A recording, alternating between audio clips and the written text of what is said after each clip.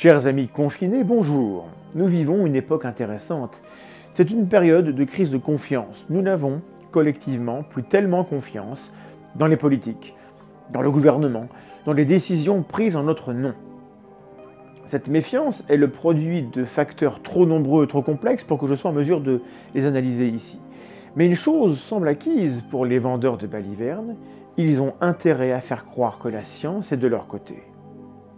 Générique.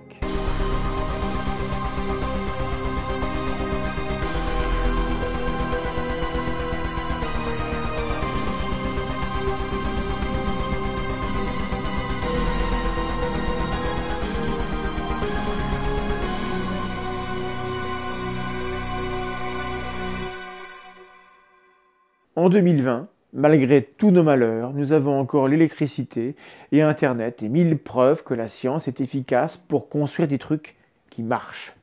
C'est parce que nous pouvons voir les réalisations technologiques que la population accorde du crédit à ce que disent les scientifiques.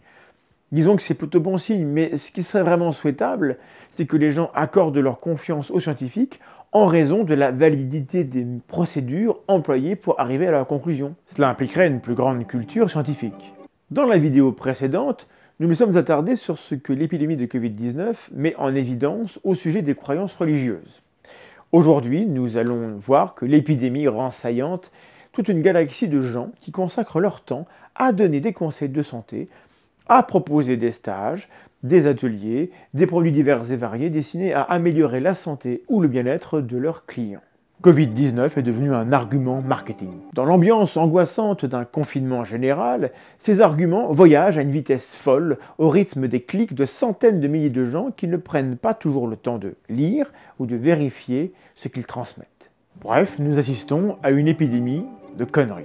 Au cours de cette vidéo, on va monter crescendo dans l'absurde, le ridicule et le what the fuck. Le point commun à tout ce qu'on verra, la prétention d'avoir la science de son côté. On peut trouver l'information selon laquelle la vitamine C peut guérir ou améliorer les malades de Covid-19. Mais c'est en général une information qu'on trouve sur des sites qui vendent de la vitamine C, ou bien dans la bouche de gens bizarre. L'acide L-ascorbique, à des doses suffisamment élevées, peut prévenir les maladies virales et accélérer considérablement la guérison d'une infection virale aiguë. Bah non. Je les attends, les journalistes. C'est 2 claques dans la gueule. Ça va direct, un aller-retour, clac-clac. J'ai un doute. Les incompétents, les je sais rien mais je dirais tout, c'est pas la peine. Là, ce sont des faits scientifiques, ce sont des déclarations historiques. On ne peut pas aller contre ça. Je vous rappelle que les mitochondries sont indispensables au fonctionnement du système immunitaire. Et si on arrive à les équilibrer, si on arrive à... En fait, c'est des petites centrales électriques. En fait. Et si on arrive à les régénérer et à ne pas les laisser s'oxyder, avec la vitamine C, c'est formidable. Il y a des génies quand même, il y a des génies. Je confirme. Alors la réalité est qu'il n'existe aucune démonstration scientifique que la vitamine C aide à guérir ou à prévenir la maladie. Ceux qui prétendent que c'est vrai n'ont pas d'études scientifiques sérieuses qui le démontrent. Donc pas de raison d'y croire, donc pas de raison de vous ruer sur leurs produits. Sauf si vous êtes carencé, et alors mangez plutôt des fruits. Sur YouTube et Instagram, des influenceurs ont conseillé au public de se prémunir contre l'épidémie avec des doses de vitamines quasi mortelles. Ça fait des ordres. Ne vous droguez pas aux vitamines, c'est pas la peine.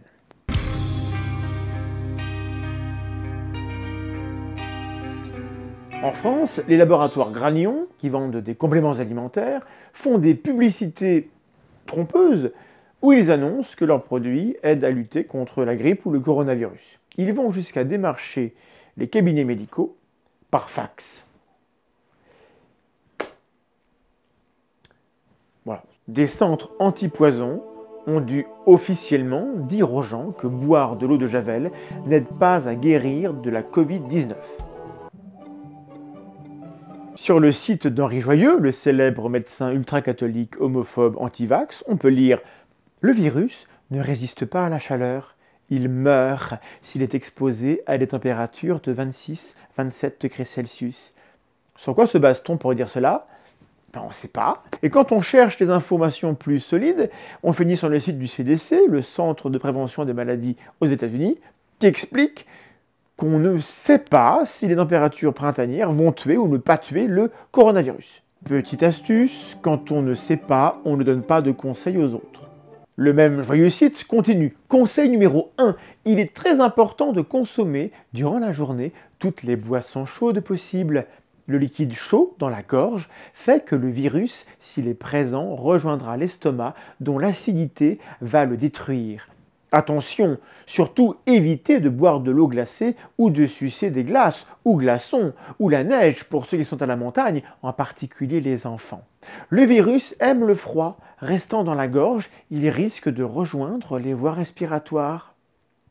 Quand on se tourne vers de vrais experts, comme le professeur Brandon Brown de l'Université de Californie, on entend autre chose. Ouvrez les guillemets. Pas besoin de changer la température de l'eau que vous buvez. Boire de l'eau est toujours important, pas simplement pour le coronavirus. L'OMS a tweeté sur le sujet. Elle dit que le virus se diffuse sous des climats chauds comme sous des climats froids. S'hydrater est important, mais ne protège pas contre l'infection. En clair, buvez frais ou pas, mais buvez de l'eau. Des gargarismes au sel ou au vinaigre n'ont pas d'effet non plus sur le virus. Oubliez quoi.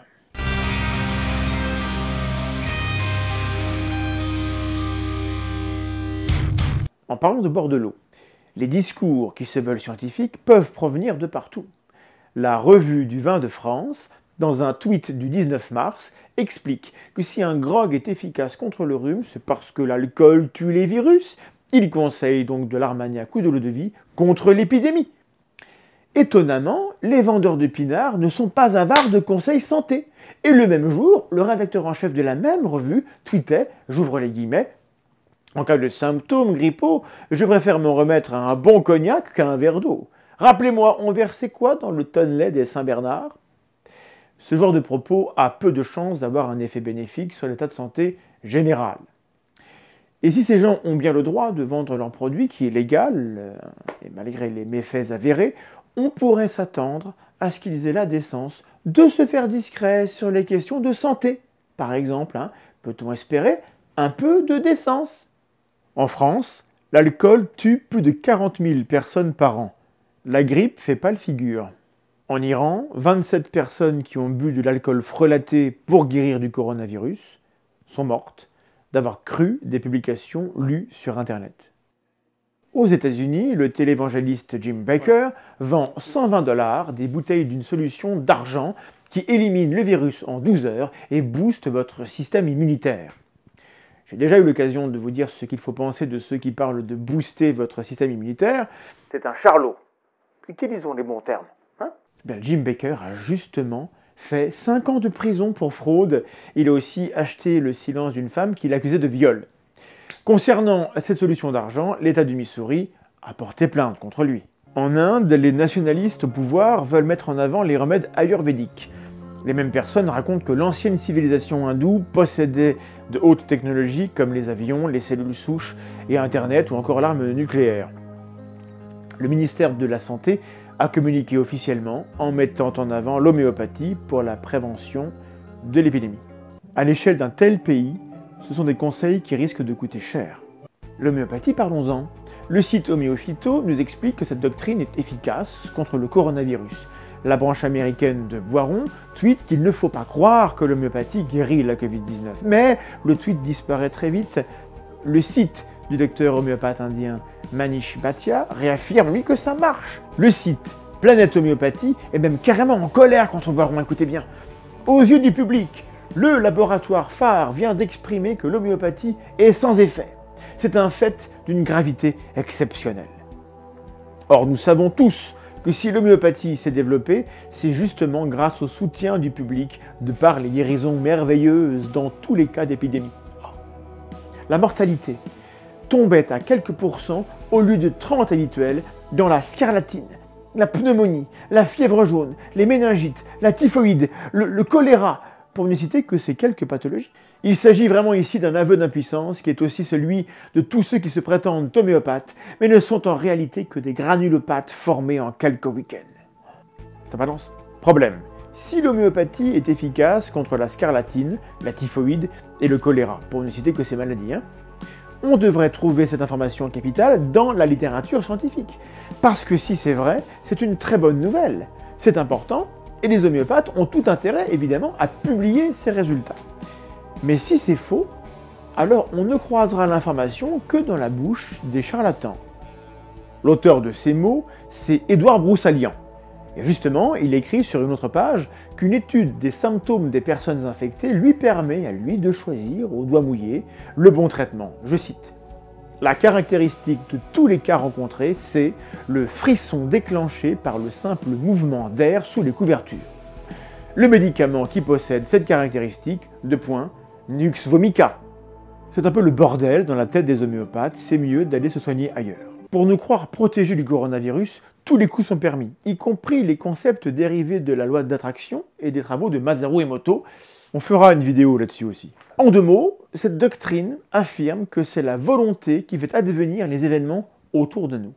Ça porte un nom, c'est la pensée magique. Alors voici par exemple la méthode du verre d'eau. Vous verrez que c'est une super méthode pour lutter contre les virus, regardez bien. Consiste à écrire le problème sur un petit papier et poser un verre d'eau transparent dessus, rempli de tiers. L'eau en absorbera les vibrations négatives, s'en chargera en délestant l'autre côté, c'est-à-dire la force du virus lui-même, une sorte de vase communicant psychique et spirituel. L'eau se charge réellement des vibrations qui l'entourent, c'est scientifique, prouvé, démontré. En faisant ça, avec ce virus, vous lui enlevez de sa force, réellement. Votre petit verre d'eau va lui enlever de sa force, et ça marche. En juger par la couleur de l'eau depuis une demi-journée ou une journée. Voyez donc ici l'exemple des photos d'un verre d'eau que j'avais fait dans ma routine du matin sur le thème du quartier pourri dans lequel je vis. Bon, je crois que l'information à retenir de ce petit extrait, c'est que parfois, on vous dit ceci est scientifiquement prouvé, et puis en fait, c'est pas vrai. Il n'y a vraiment que ça à sauver, je crois. Voilà, passons à la suite.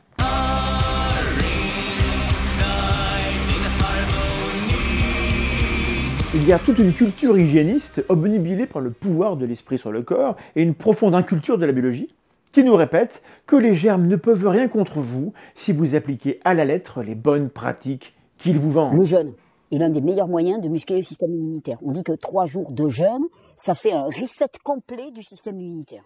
C'est peut-être un petit peu gros. Si j'étais ministre de la Santé, ça serait réglé rapido. Bain froid et jeûne pour tout le monde. Un petit peu de jus de carotte et vas-y que je t'envoie. C'est juste relativement simpliste comme approche. J'étais en train de préparer le jus du matin. Donc là, par exemple, en utilisant des épinards qui vont favoriser le péristaltisme intestinal, c'est-à-dire la circulation des selles, je booste réellement mon immunité. Les enfants vont pas aller à l'école. Profitez-en avec les enfants pour faire des jus, pour bien manger, pour faire des phases de jeûne. La meilleure arme contre la peur, c'est la connaissance. Alors, tais-toi. Ce qui est difficile avec ce genre de propos, c'est qu'il y a dedans beaucoup de choses vraies sur l'importance de l'hygiène alimentaire. Ce qui aide à faire passer l'idée que la personne qui parle sait de quoi elle parle, et ensuite, bam, on vous raconte que les vaccins sont dangereux. Donc, tu es contre la vaccination, je le suis aussi, je crois que c'est une énormité totale, c'est un facteur de dégénérescence massive des organismes, et surtout, on n'en a pas besoin. Ensuite, tu me poses une question sur les vaccins. Peut-on éviter de faire vacciner son enfant? Ça, c'est pas à moi d'y répondre. Comment aider un enfant qui a de grosses réactions face à un vaccin? Pour la vaccination, il suffit de taper vaccin danger, vaccin effet secondaire. Toute l'information elle est là, qui montre l'extrême dangerosité de cette pratique vaccinale, qui est même une aberration. Alors, soit tous les experts du monde entier sont des ordures corrompues, soit certains gourous sont moins honnêtes qu'ils n'en ont l'air. À vous de voir. Question d'Anthony. Ah, Anthony, vaincre une infection virale sans médicament, est-ce possible pour toi?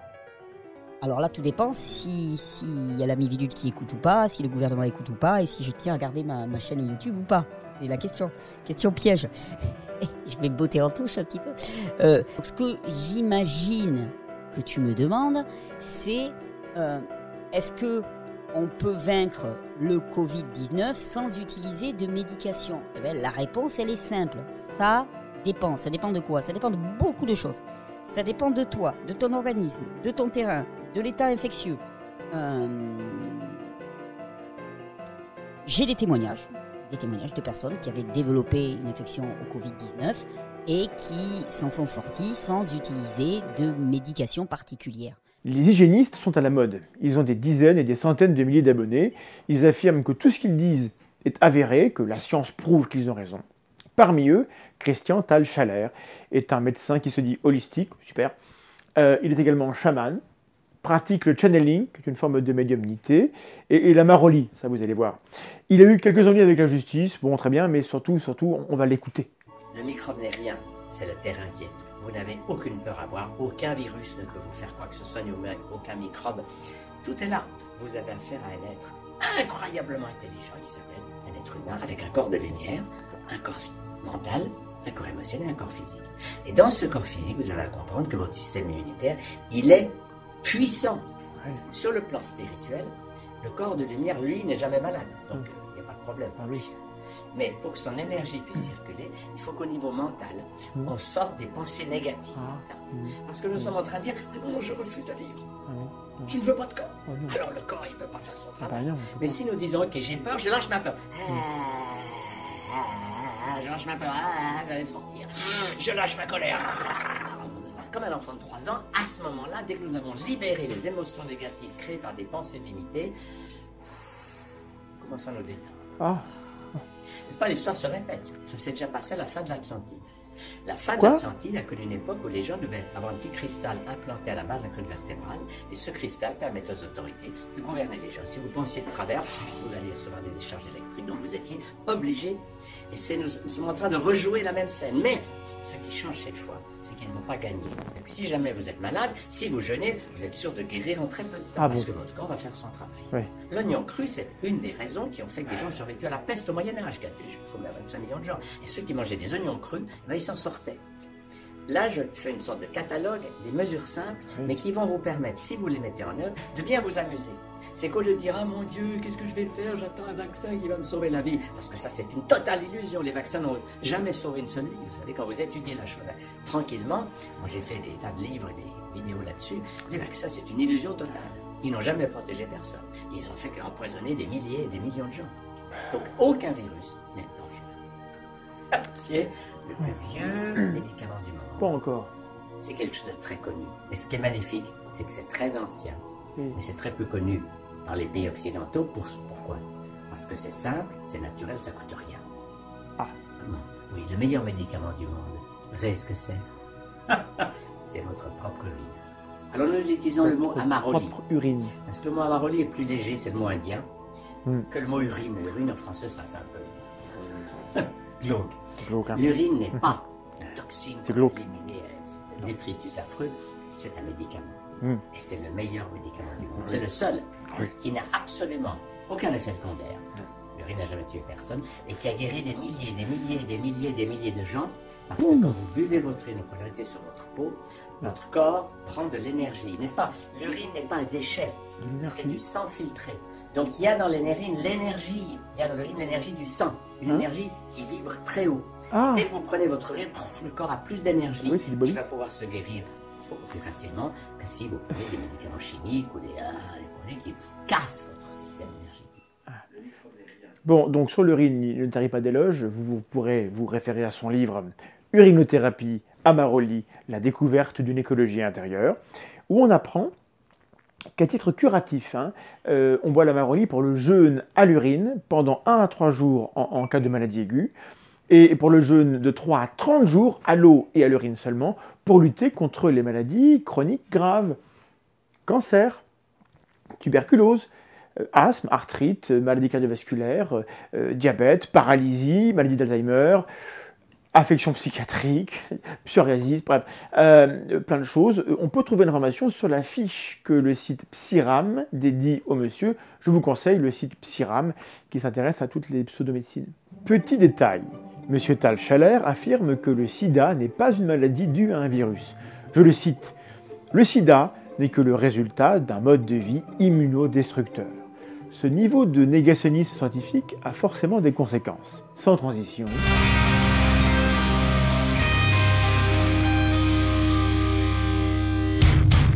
Dans la galaxie hygiéniste, on aime beaucoup la naturopathe Irène Grosjean, qui a des airs de gentille mamie. La naturopathie est une fausse discipline dans laquelle on peut obtenir un diplôme comme on obtient un flocon en classe de neige. Un docteur en naturopathie n'est pas docteur en général. Le statut de naturopathe n'a donc strictement aucune valeur, mais donne à certains l'illusion qu'ils savent quelque chose, et cette illusion peut les rendre dangereux. Pour Irène Grosjean, les maladies sont des bonnes choses, en fait, parce que c'est le corps qui réagit à nos mauvaises habitudes. Par conséquent, se vacciner, c'est empêcher son corps de faire une maladie utile. Et donc, c'est une mauvaise chose. Conarovirus. Conarovirus, Hein? c'est ça. Je crois que c'est exactement le mot. J'arrive pas à dire l'autre mot. C'est celui-là Mais qui me convient. conarovirus, moi, ça me va tout seul. Voilà. Parce que vraiment, c'est une connerie absolument épouvantable. Alors, il est certain que les microbes et les virus, comme tous les parasites, ne peuvent arriver que sur un terrain bien empoisonné qui essaye d'évacuer toutes ces saletés. Et ils viennent pour se régaler. À la limite, le conarovirus est... Un système de nettoyage. Tout à fait, Un système tout à d'alerte, fait, tout ouais. à fait. Il est écologique. Alors on ne va pas le combattre, on va nettoyer le terrain. Il faut apprendre à nettoyer notre corps et arrêter de faire maladieux à la vie, à ses lois, et apprendre à le nourrir avec ce que la nature a prévu pour lui. Vous aurez noté le petit jeu de mots sur le sens du mot maladie, maladieux. La pratique du jeu de mots merdique permet de fournir une forme d'explication aux gens qui ont très envie de continuer à croire en dépit des connaissances que la science nous construit. Voilà, ils ont cette liberté.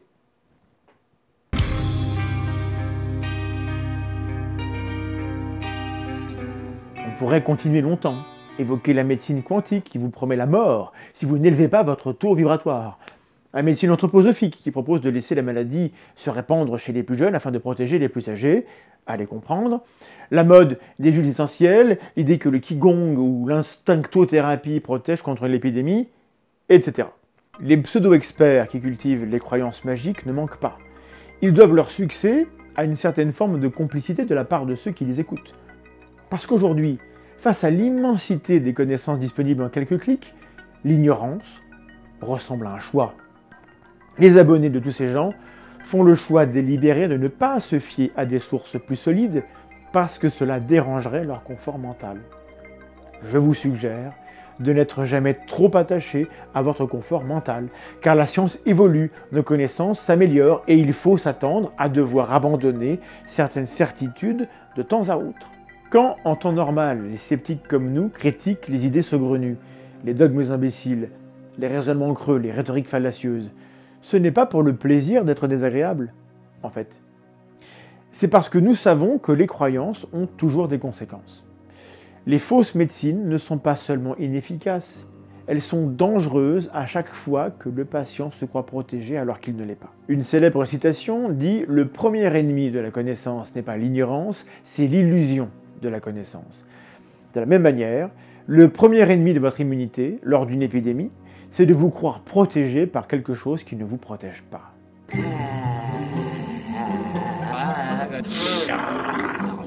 Quand on se penche sur les discours pseudo-scientifiques, on voit très vite poindre le spectre de la pensée conspirationniste.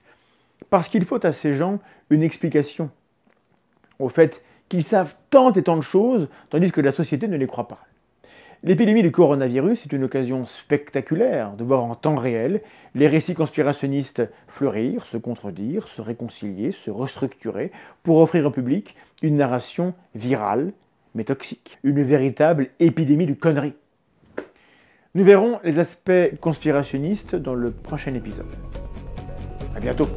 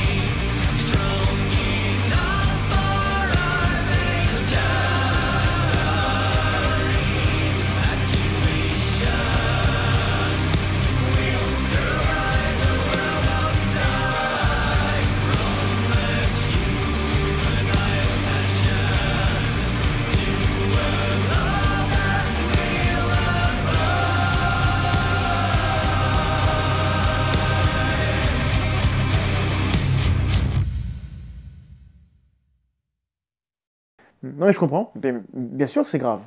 Mais à bientôt, bisous. C'était la logique. Elle m'a appelé parce qu'elle était vachement triste.